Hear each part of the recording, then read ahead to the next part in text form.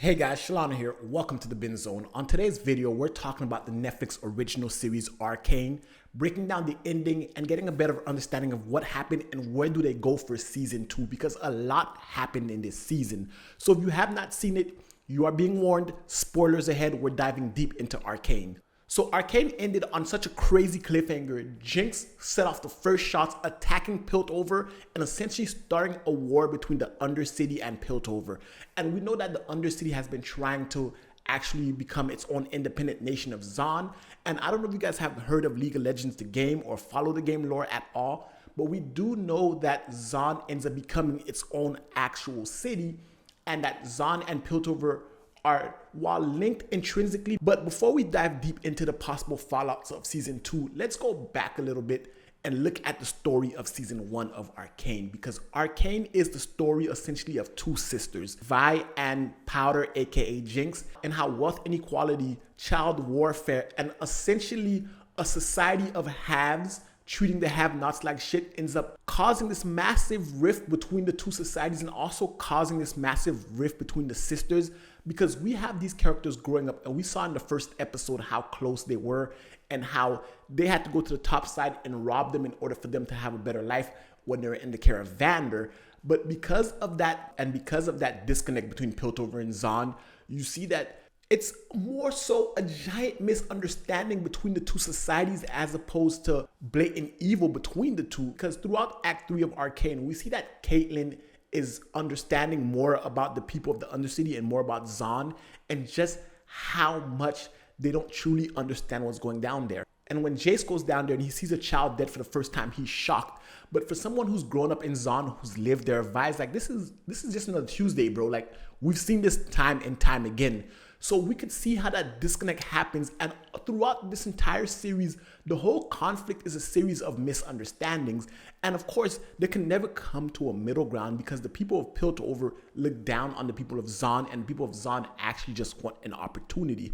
So what ends up happening is you have this chasm being created. And once Xander is taken out by Silco, it deteriorates that relationship completely between Piltover and Zaun. And the disconnect really comes in the form of the character of Jinx, of Powder, because the series starts off and we see Vi and Powder watch their parents die, and they're surrounded by a massive battle. Again, it's another battle of the Undercity, Zaun, trying to get its independence, trying to become its own nation, and they're in the middle of the warfare, Vander leading the charge, and they're watching all this death and destruction. Remember, Vi is older than Powder, and when Powder sees this, it kind of breaks her psyche, but we don't really explore that until later on in the series, because being a child and being exposed to that type of trauma lives with you forever. So she has abandonment issues, she has attachment issues, which is why she's so attached to Vi, which is why no matter what Milo says, she's still down with Milo, which is why they were her family. Milo, Vi, Claggor, Vander, all of them were her family.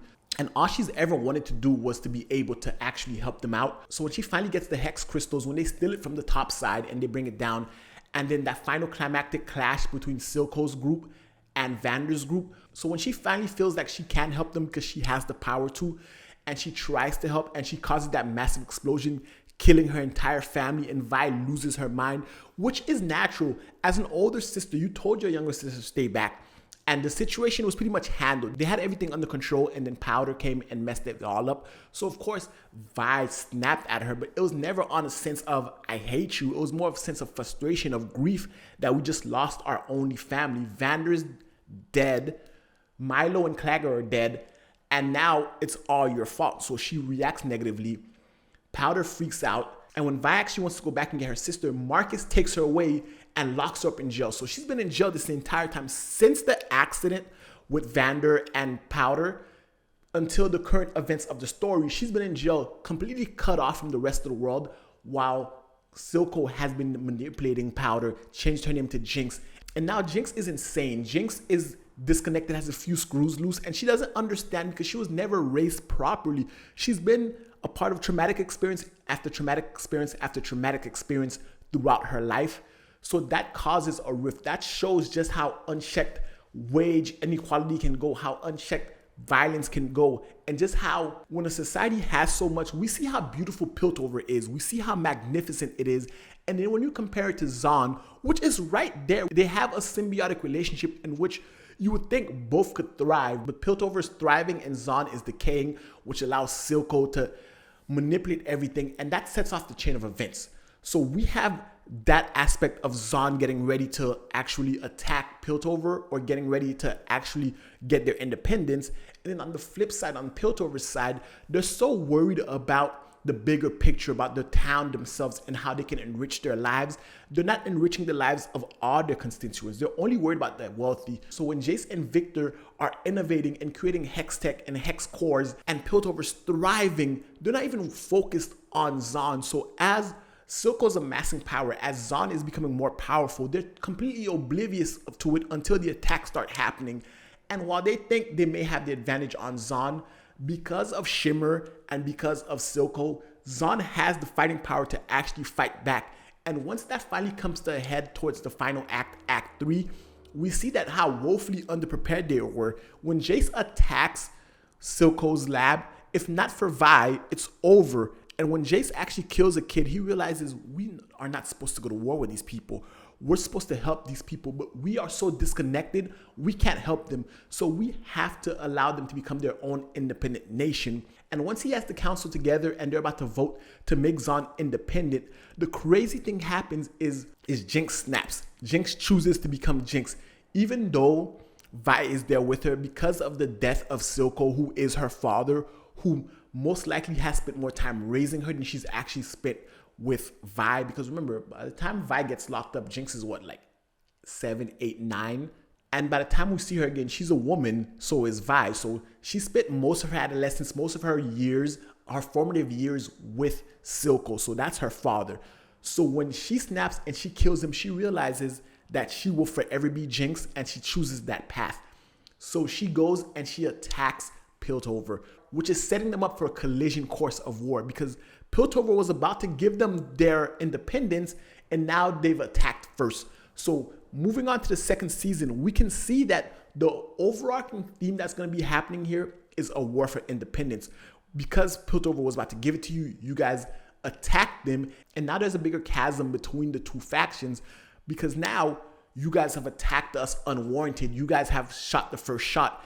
And the thing is, with Piltover, they have hex tech, they have hex cores, and Vi is now on their side with Caitlyn. So they seem to believe that they have the advantage. But we see throughout the show how much Shimmer can change people, how much Shimmer as a whole does something different, and how it's an untapped weapon. For example, Jinx is now infused with Shimmer.